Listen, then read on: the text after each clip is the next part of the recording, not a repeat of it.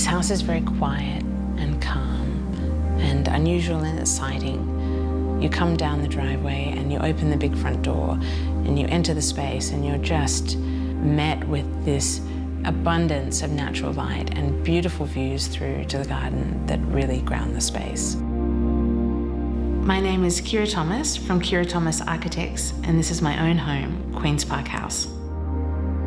Queen's Park House is located in Sydney and was originally a storage warehouse. It had brick walls built to boundary and one roof covering the entire site. My husband Julian is a developer, I'm an architect, and then together we were the client for the project.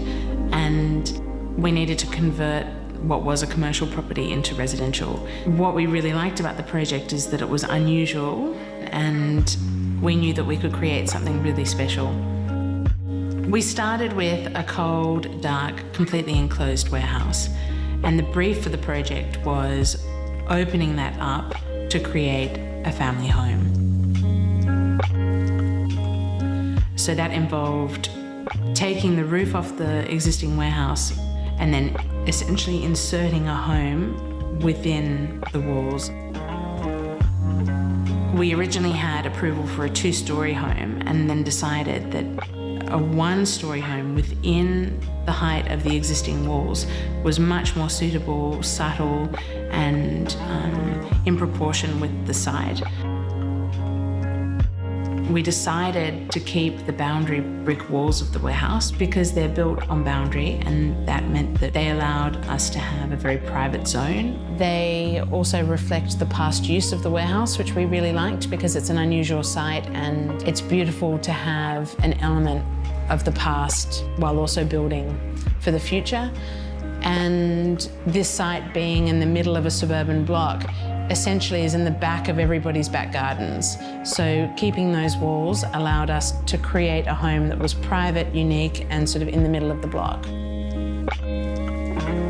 Given the site is completely contained, the 4 garden courtyards were crucial in punctuating the plan and creating green space for the house to relate to. So each room has an orientation to either 1 or 2 courtyards, and that gives light and air into all the spaces.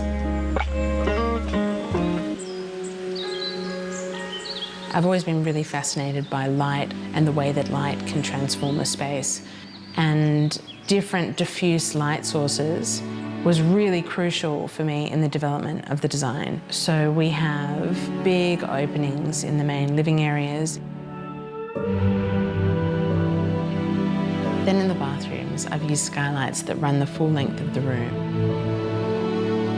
I have selected just a few natural materials that all have a patina and a gentleness to them. So there's a softness. So we've got Italian limestone floors, and that same limestone runs through the floor of the whole project, bedrooms, bathrooms, every single space. And I love that. I love having only a few materials. They bring a continuity and they, for me, create a sense of calm.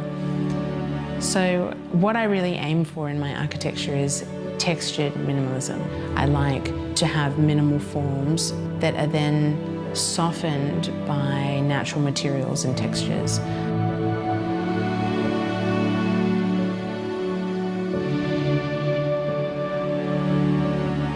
One of my absolute favourite spaces is my son Beau's room. It has a pocket sliding window that retracts into the wall, and you're immediately met by the garden and this epic Jack and the Beanstalk vine that is playful and beautiful and brings the garden in, and you feel very connected between inside and out. The finished project, I would say, is a total joy.